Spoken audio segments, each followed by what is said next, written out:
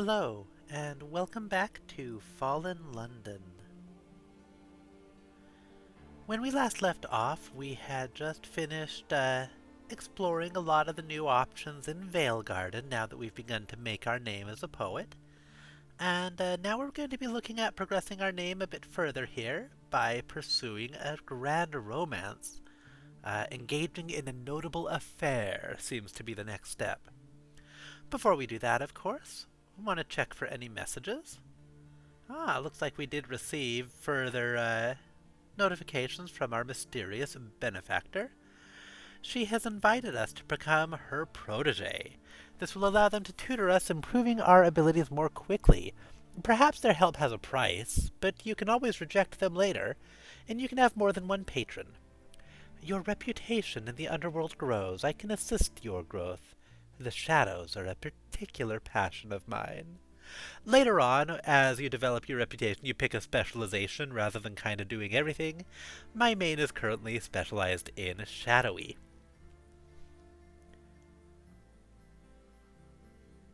We can accept and ready yourself to learn. Your acquaintance is preeminent throughout London. What a marvelous opportunity. Accept and ready yourself to take full advantage of this relationship. They might be expecting you to be naive, harmless. If so, they are foolish. Or we can reject their request. Let's accept and ready ourselves to learn. Okay. London knows their name. Perhaps one day, London will know yours. We have now become a protege.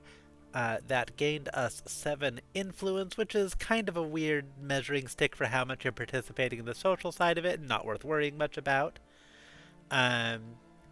It can't go above 100, so it kind of limits how many friendships and relationships your character can have with other players. And we've gained a new quality of making waves. This is completely useless to us at our point. That's only a factor once you are much more thoroughly established and are a political force within the city. Next, let's go ahead and explore our opportunity deck and see what we find today. Park and Palace Society. We've done this one before. Let's go ahead and pick up another favor society. It's always good to be owed favors. A message from an acquaintance in Veigarden. A meeting is requested. The blind pianist wants to talk to us again. Nothing new in the text there, so we will just meet her up. Next time we're in town, which will be this time. We'll probably do that before exploring the affair. Altars and almshouses, the church. Theology in London, down in the earth among the devils, is a tricky business. The church has learned to adapt. A couple of options open to us on this card right now. We can donate an echo to a good cause. An old oak collection box is placed outside of St. Aegidius's every Sunday. The church uses the donations to ease the suffering of London's poor. That will raise magnanimous and lower heartless. Not for me. We can attend a church fete on the south bank of the river. The Greyfields Winery has kindly made space available in what they playfully refer to as their vineyards. Take some spending money. Not really that much about the church, but it's always good to be owed favors, so I don't mind the pittance that this costs to gain a favor. Tombola and treachery. A tranquil afternoon of tea, jumble, fungal crackers, and guess the weight of the spider. The peace is broken only by a knife and candle ambush in the basket-weaving tent. Even then the verger stands ready with a mop, and all unpleasantness is quickly forgotten. You scrape acquaintance with a number of priests and prominent parishioners. Excellent. Knife and Candle is a game of dueling that's happening in Fallen London. A duel with a dead man. You are accosted by a visitor from the tomb colonies, where dead men go when they are too disfigured to walk in Fallen London. None of these wretched soft skins can fight, he hisses. Can you? I am so terribly bored. Our options are to play decoy to encourage other victims, If you don't want to fight in earnest, you could agree to a little light sparring to encourage other victims, clients. Or we could let the dead man pay you for the pleasure of trying to kill you. Be careful. Tomb colonists may have died dozens of times. They learn from their mistakes. Let's give it a shot. I'm feeling pretty cocky here. You run him through the heart. Once he's recovered, he gives you a deep bow. Payment as agreed, he hisses. He hands you a satchel and limps off. Became more daring for taking that option, and we got random loot. What's in the bundle? Something to burn? Dry, crackling paper, oilcloth cover. Unwise hypotheses. Perhaps there are only 15 masters, and Mr. Mirrors is Mr. Cups. Perhaps the bazaar is painted black, and underneath there are colors like coral. Perhaps the provost of Somerset College is a devil, with his teeth and horns filed. But it's not wise to suggest these things, still less to write them down, and least wise of all to print them. We gained 22 books of proscribed material, and I gotta tell you, I am all about having illegal books. A polite deacon needs discreet work. We've done this one before. Last time we, I believe, persuaded a courier that the book should be saved. This time, let's steal them. Or did we steal them last time and we didn't persuade them? I think that's right. We just straight up stole them, I think, so we'll try persuading. And they buried her alive! The courier is not long out of the urchin gangs. She's bound to be superstitious. You get chatting to her at what might be charitably called a pie stand. You talk about devils and souls. You fabric the tale of a burner of holy books being buried alive. Your audience is aghast. She presses her bag into your hand and runs for it. The polite deacon is delighted with your work, although he's far too polite to ask how you obtained the material. He presents you with some church candles and his thanks. An afternoon of good deeds. Sometimes opportunities for virtue arise. This one is showing up because our scandal is getting a little bit high, and this card is just a way to wear it down. It has the basic option you can almost always do, which is just go out and, be upright and moral for a while. Or these other options that can only be done at certain times or under certain circumstances. Quite a moral afternoon. You assisted 2 bewildered travelers who'd somehow been directed toward spite. You returned a small child to its wailing mother. You even rescued a fainting nun. But modesty is chief among your virtues. You'll say nothing to anyone. Your good name. Your kind deeds will ensure your reputation undergoes improvement nevertheless. And that reduced our scandal and our suspicion. Surface ties the stalker. There is a presence in the shadows. Someone has followed you from the surface. Who is it? A former mark? There are so many of them that you forget their faces. Was it someone you stole from? Ambushed? Tricked? Is it their wrath you came down here to escape? Or a tireless servant of the law? A constable? A detective? Whichever, they're on your trail now. What did you do? Were you framed? There's also the option of a rival of the shadows. You bested them back on the surface, but the memory of their defeat festered within them. They come now to settle the matter for good. Can't take that option unless our shadowy is a little higher. Let me check if I can clear that with the right outfit. No. I'm going to hold this card until we work up our shadowy a bit more, because I think the rival of the shadows sounds like the best option for me. I think Kinley is definitely, a criminal, a hitman, above very little here, but they're not, overly cruel if they can avoid it. So I like the idea of this one, rather than being a victim or simply a cop chasing me down. I like it being a rival. That's more fun to me. Next we've got a message arrives. An associate wants to see you. A message from the last constable. Haunted, fierce, desperate, she calls herself the last constable.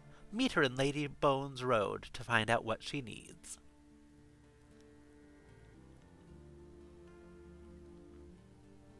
A protector of cats. Cat chasing is a tradition in Fallen London, but lately the practice has become a fad. Few are stupid enough to injure the cats, but the Duchess disapproves nonetheless. We spoke a little bit to the Duchess's butler, and it was definitely hinted at that she has a strong relationship with the cats of Fallen London. We can rouse the city's residents in defense of the cats. Is London not a city of animal lovers? An inspiring pamphlet ought to do the trick. Or take to the alleys yourself. Take to the alleys and defend the cats yourself. Let the cat wranglers beware. That sounds a lot more fun. Let's do that. Obviously, what's needed here is booby-trapped fake cats. See, this one explodes. This one actually bites. And this one bites and then explodes. Several noted cat chasers fall foul of your internal designs, and the fashionable set soon find better uses for their time. The Duchess is pleased, as evidenced by the string of pearls she sends you. So, if the Duchess likes us a little more, the connected stat just indicates how much social credit I have with her, as it were. The favors we've been getting, it used to all be like this. You would just gain and lose connected. The favors now are a little bit trickier to gain and can be spent for more powerful things. Or if you save up 7 favors with a single faction at once, you can use that to increase your renown with that faction, which is a more permanent establishment of your relationship with them. And we got some moon pearls, of course. The rooftops, urchins. Done this before, seen it before, nothing new, don't feel like changing how we're addressed just yet. I'm enjoying the gender confusion. Harvesting spider silk. Sorrow spiders have infested a rambling, squalid rookery near Spite. There are too many to destroy, but perhaps a band of sturdy, armed citizens could acquire some silk? Let's switch to our combat gear. And our options are to stay around the edges. A safer option is to make off with some silk while the main party of harvesters engage the spiders. Or, into the rookery with goggles and hatches. Locals cheer the expedition as the tools of the harvester are distributed. A scarred, one-eyed veteran harvester beckons you over and proffers goggles. Let's start with the staying around the edges. Not feeling super confident about that 43% success chance. Also, I just realized that the background music I've got playing is coming in really quiet, so I'm going to adjust that real quick. Sorry about that. There, that's better. Didn't realize my levels had gotten off there. I had to fight with my devices a bit earlier today. Turns out one of my inputs is causing the recording to go really yellow. I haven't quite figured out why or how to fix it yet. Right now I'm just operating off of the other inputs that are working fine, hopefully. You may have noticed that the color in my other Fallen London videos was a little bit overly warm, too much of the yellows and reds. Wasn't super obvious, which is why I didn't notice it for a few episodes, because this game is pretty yellow as is. Okay, so yes, back to this card. Stay around the edges. Run for it! The main party of harvesters is soon routed from the rookery, and you find yourself facing a dozen dog-sized brutes of spider kind. Your eyes itch. You beat a somewhat undignified retreat as the chittering pack scuttles after you. So even taking the easier option, we didn't succeed. And lastly, an unsolved riddle. On a hunch, you pick up a battered journal claiming to belong to an exiled Russian princess for a bargain price at an auction. Its contents are in cipher, but there might be valuable secrets in here. We can decipher the cipher, bend your intellectual weaponry to the task, or what? There are 2 ciphers? This is a remarkably subtle text. Or you're seeing patterns where there are none. Alright, let's get in our watchful gear. No No real difference there, and we're just going to go for the basic cipher for now. Interesting. The book includes an account of the early days of the bazaar, including fascinating hints that there's a feud between Mr. Spices and Mr. Wines. Someone will pay well for this. Okay. Alright, so that's kind of the random events for the day, so now we're going to progress some of our actual objectives. We've got a couple of meetings waiting for us. Let's go see what the blind pianist wants with us. If you recall from the other episode, she seems interested in extracting a soul from hell, something that research has seemed to indicate is possible, but very rare and very difficult. The blind pianist improvises simple, meandering tunes at her piano in a corner of the Veigarden pub. You can speak to her at the end of the set. Help the blind pianist smuggle someone out of hell. Now, wouldn't that be something? Even if it is at the bidding of a devil. Okay, so let's switch to our sneaky gear. I'm not sure I have enough to make a difference. Nah. And we'll take a shot at it. Souls and spies and spirifers. It's late. You still don't recognize any of the blind pianist's tunes. Does she improvise everything? Her playing ends to spotty applause. You get her a whiskey. You know if the Moloch Street train leaves late, the damned aboard are free? Guess how often that happens. She drains her glass. Tell me what she said. You pass on the message and ask who she's trying to smuggle out of hell. A spy. Damnation is the deepest cover. The crowns of Europe are hungry for news of hell, and I intend to oblige them. Even the old feller in Rome. But the sallow spirifer is trying to stop me. She looks away. I took his soul. It was years ago, before I changed sides. He doesn't forgive. We'll have to keep him out of this, or he'll bring it all crashing down. Well, I guess that explains why he's so focused on her, yeah, I'm fine with this mission. Let's get a soul out of hell and get some news of hellish politics to the Pope, I guess. Okay.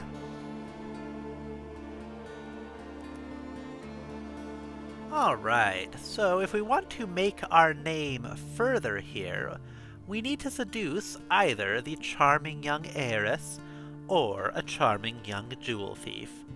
It occurs to me there is one path that I haven't shown you all yet. Let's swing back into the... No, not here, not here. I thought after we seduced the struggling artist's model, we would still have the option to seduce the struggling artist. But it doesn't seem to be here. Maybe that'll come back open later. So we're going to become better acquainted with a charming young heiress. If her guardian knew she was coming down here.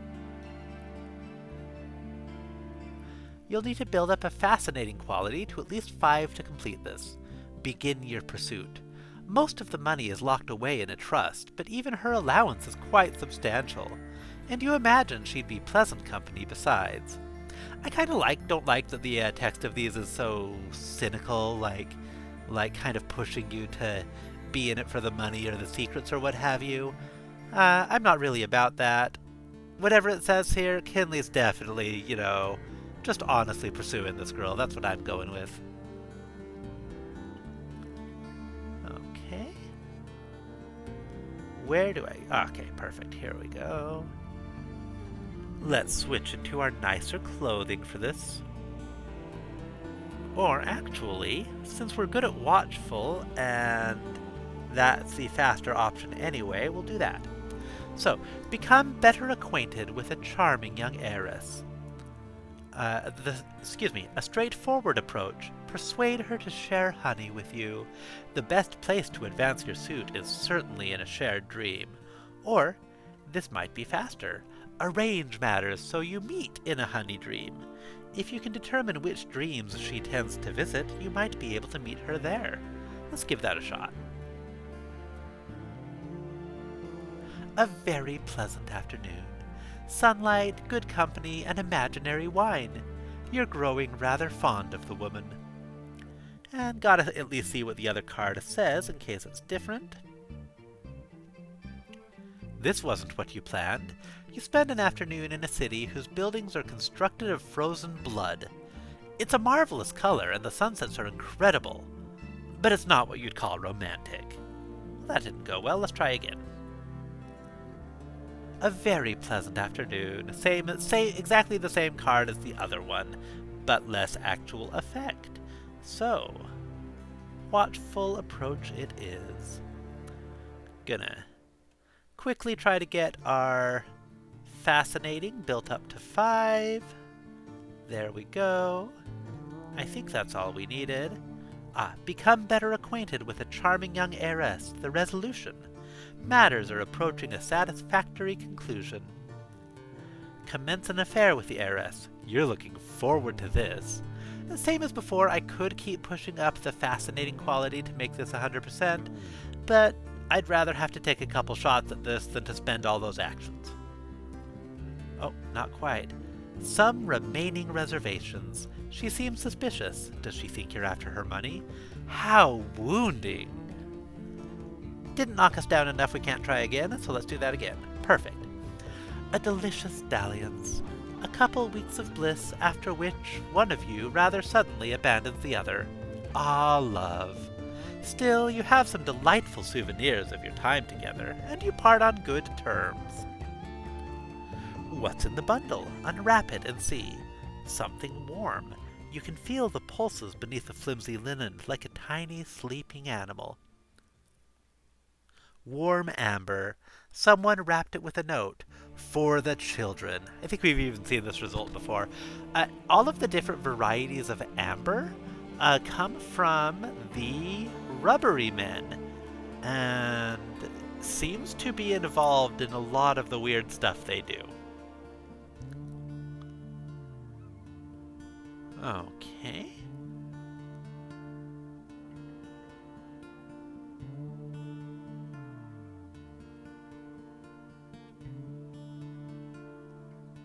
I've already done this. Oh, further seduce. Okay, so that was only half of the task. Let's go at it again. Share another dream with the honey-sipping heiress. Why not invite her to dream with you again? Just to see what happens. Our options are a taste of danger. The lady lives a sheltered life, lacking in incident. This perhaps explains her fondness for escaping into honey dreams. Take her to a dream with the spice of real danger. Or indulge her. The lady has a taste for luxury. You should take her to a dream that surpasses even her expectations. Well, Kinley's a dangerous type. I think we should go for that one. High excitement.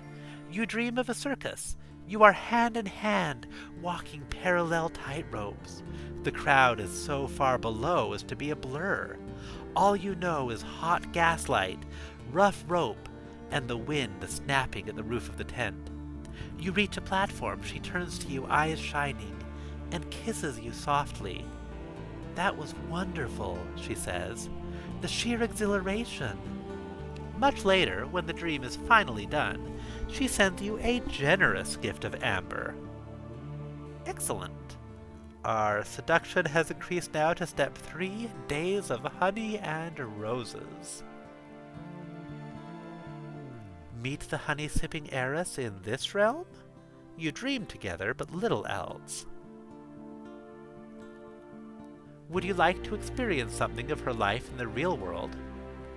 Accompany the lady to a society party. The life of the heiress has its advantages. Your friend lives at the center of a constant whirl of extravagant entertainment. But will you be accepted? Or, no, let things stay as they are. Why risk discovering that your fondness for honey is all that binds you? Why not simply continue to enjoy what you have? Well, I think that going to a society party sounds quite fun for a, humble thief/poet/detective/monster hunter like myself. Let's give it a shot. Alas, You attempt to dress correctly and recall your etiquette, but your efforts fall short. The young lady is not pleased, and the other guests are making little effort to hide their giggles. Oh, apparently that made us go back a step by failing that. Quick new card up here. Feasting on the remains. She should never have stolen from devils.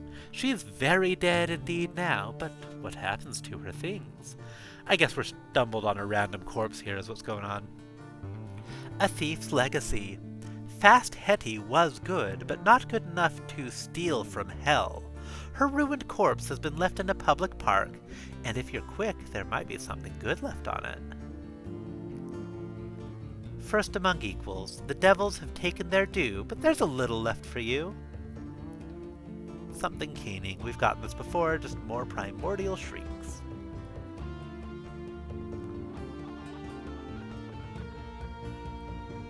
So we're going to try this again. Let's give her another taste of danger. A vertiginous upset. You dream of a circus. You are hand in hand walking parallel tightropes. The crowd is so far below as to be a blur. All you know is hot gaslight, rough rope, and the wind snapping at the roof of the tent. The lady whispers her excitement, but before you can reply, you stumble.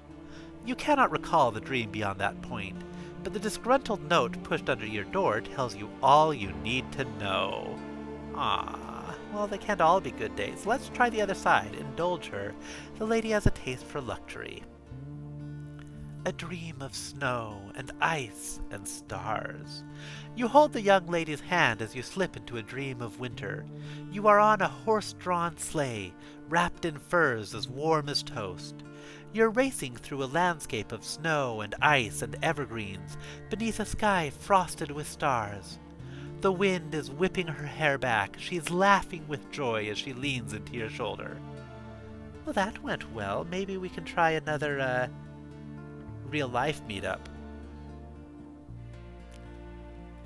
Alas.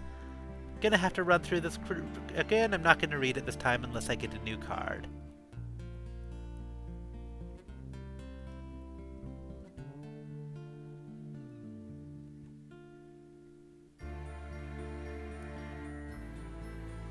We are not rolling well today.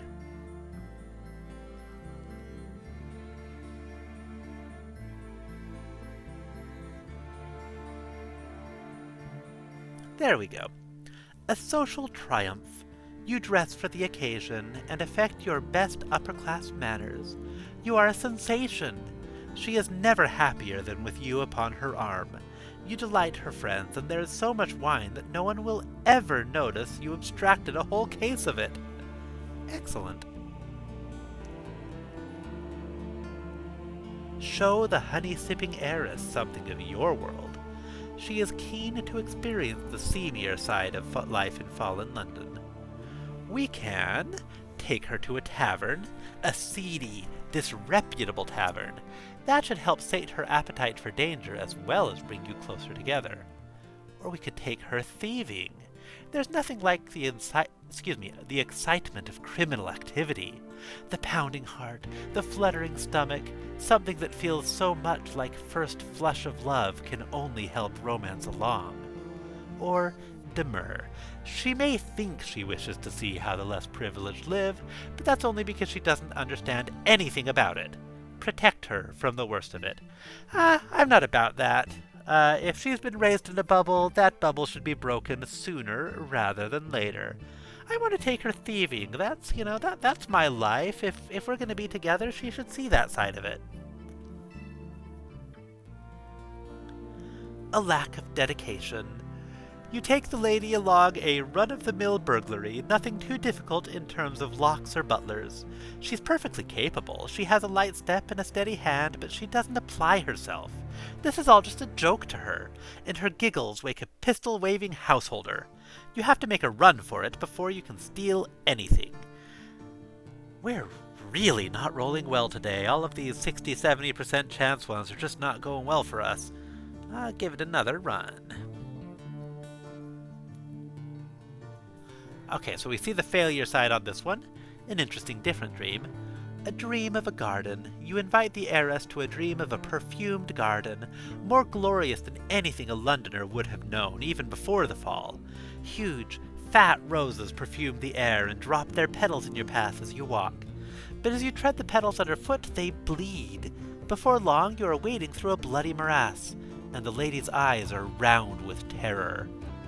Well, that wasn't a very good dream date.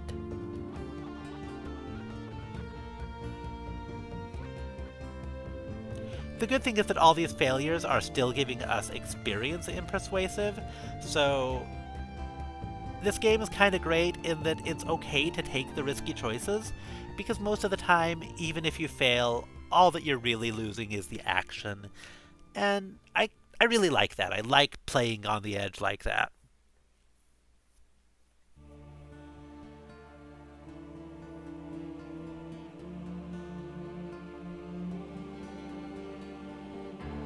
Okay, got through the party again.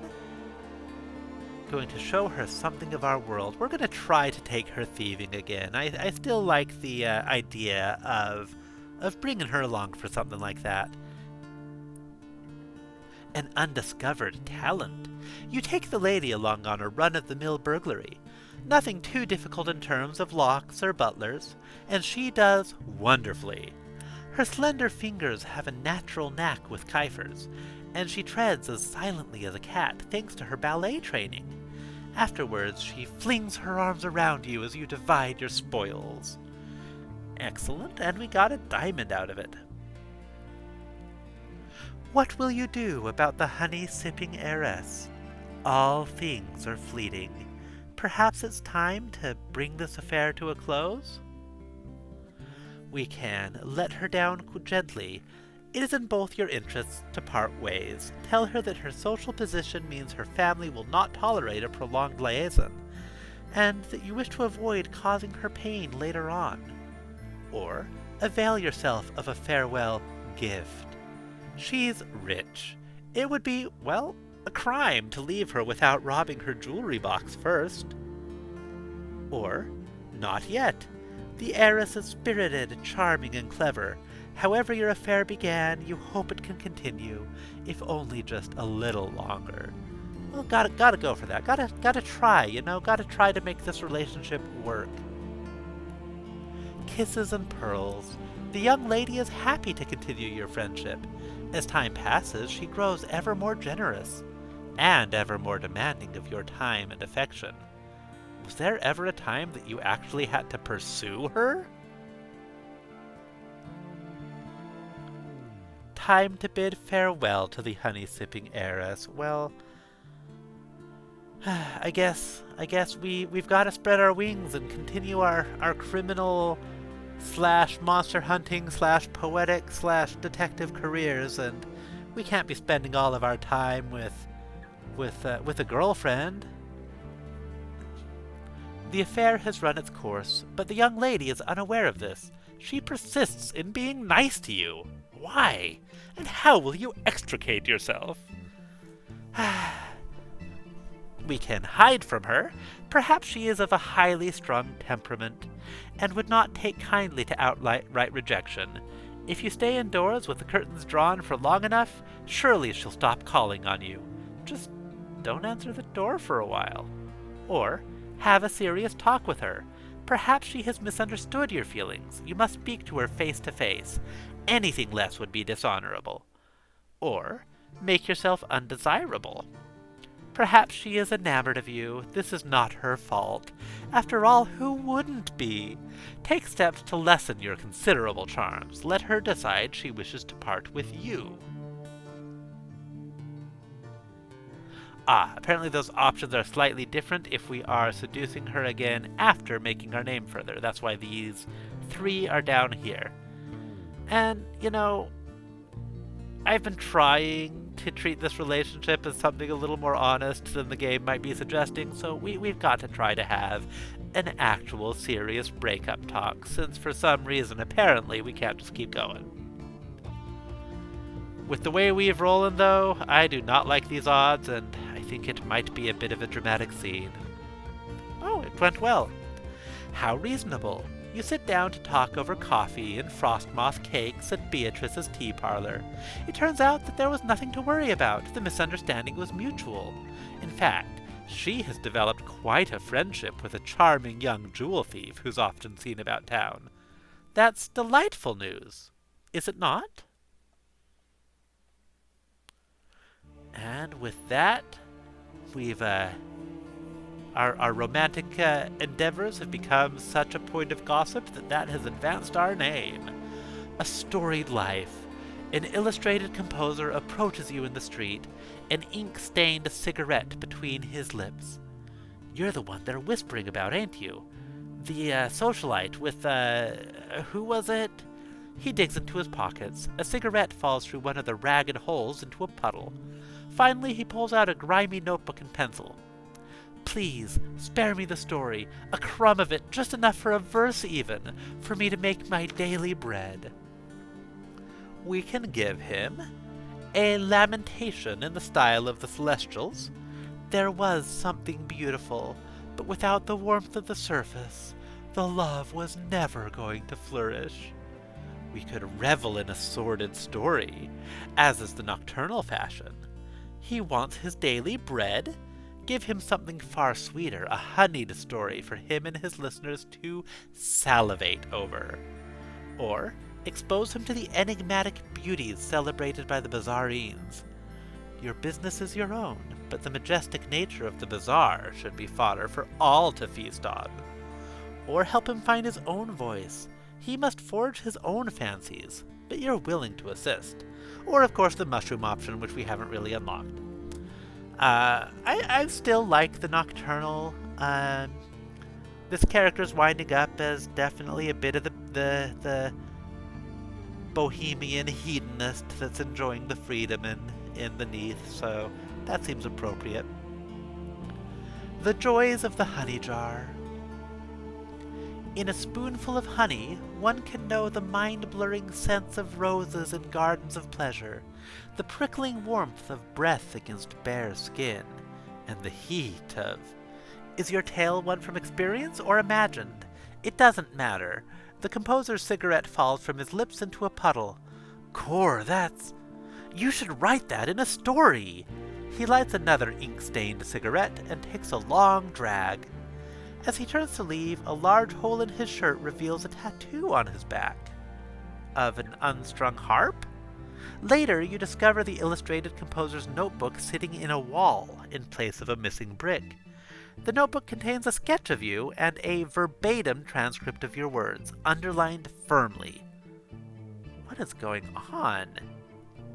Your life in London has already been rich with excitement and mysteries. Perhaps you should write a fiction inspired by your adventures. Progress your "a name signed with a flourish" path by writing in the activities location in your lodgings. Hedonist has increased. We cleared all our scandal despite being extremely scandalous, but hey, I'll take it. Nice big gain to persuasive, as finishing these quests always gives, and we're still associated with the nocturnal movement. Alright, we're going to take a quick card here. Just who is Blue Jack? A notorious pickpocket that usually haunts Spite, but his identity is a mystery. You think you just spotted him at work. There might be a reward. Perhaps you can describe the man you saw well enough that the constables will reward you. Sure, why not? Not a big fan of working with the cops, but hey, a reward's a reward. A mind like a camera. You note down every last detail of the skilled pickpocket you saw working the crowd. The constables are pleased with your description, and they hand you the traditional reward of the clothing of hanged men. That's deeply morbid. Okay. We need 20 shadowy to pick the option there. And I am going to swing by the bazaar and see if we can squeeze 4 more shadowy out of our equipment.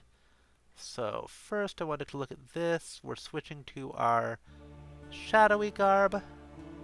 So we're currently just getting the +1 from our mask. I'm sure we can find something we can afford to get us 3 more points is all we need.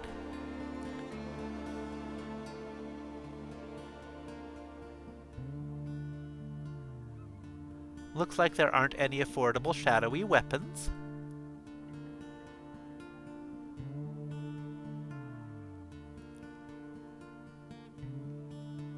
There aren't any affordable shadowy hats. Ah, these mittens for $3.20 would get us 2.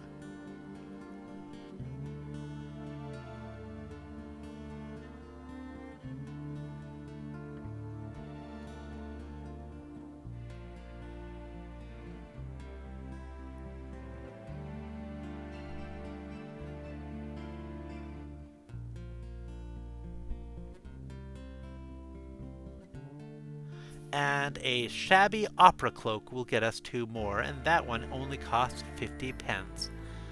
We'll need to sell a bit, but I think we can scrape together 4 echoes or so. Let's go ahead and sell that diamond we picked up for 12 pence. Sell this fistful of surface currency. It's extremely rare to find a need for it, so that I almost always directly convert into echoes. We can go ahead and sell a bunch of this deep amber we've picked up. And some of this jade and these candles. Always want to keep a few on hand, because you never know when you're going to run into a need, but that should get us enough where we can go ahead and pick up those cut purses mittens, as well as that shabby opera cloak.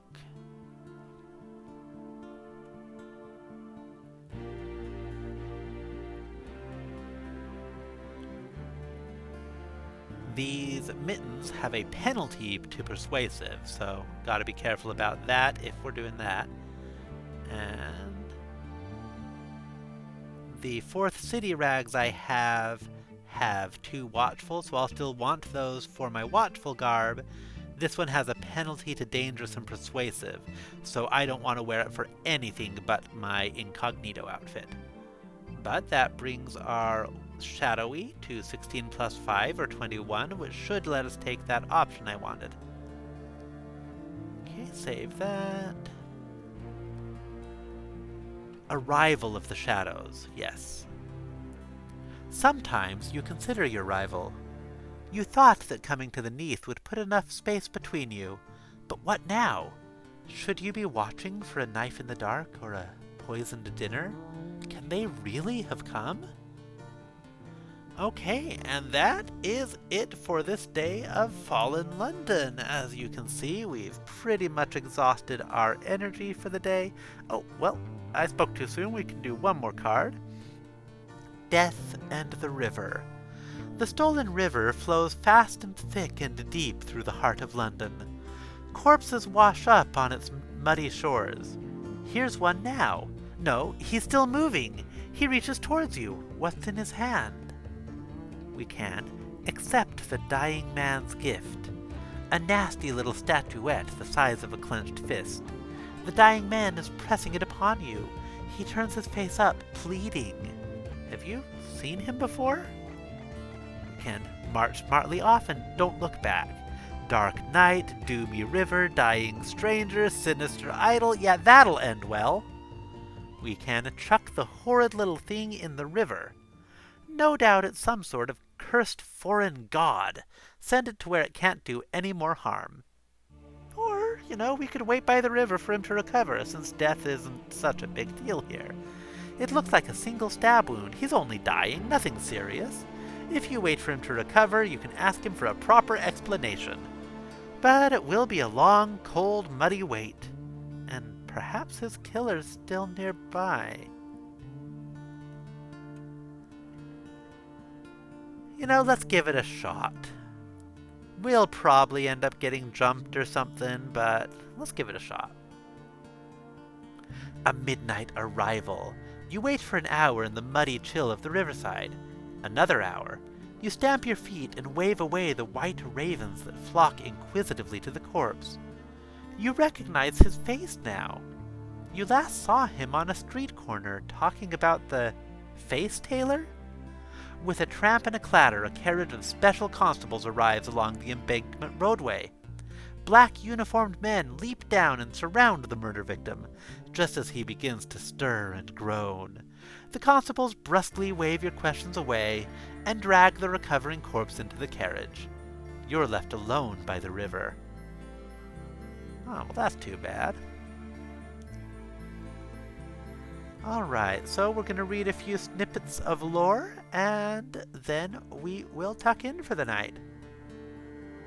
We've read that one before. Sorrow spiders eat eyes. House of Chimes. Come on, give me something new. Cat chasing? What's the problem?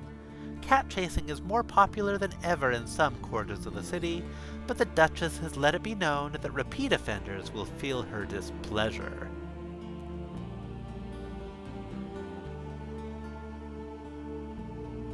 What is the exceptional rose? Some say the rose is a vicious, fanged flower that will bite anyone who gets too close. Some say it's a cherub, keeping watch over star-crossed lovers, or mischievously dooming folk to fall unrequitedly in love with unsuitable people. Some say that if you pick the bloom on the morning of the day it opens, and crystallize it in sugar, you can win the heart of anyone you feed it to. And who wouldn't want a sugared rose petal? The starveling cat sits on your chest when you're sleeping flat. How many names do the masters have? It's hard to be certain, but some have traded under more than one name. They say Mr. Apples was Mr. Barley once. Certainly Mr. Iron used to trade as Mr. Bronze. And Mr. Stones was also trading as Mr. Marble quite recently, until that trouble with the tomb colonies. Well, I wonder what that trouble was. Guess that's that for today, though.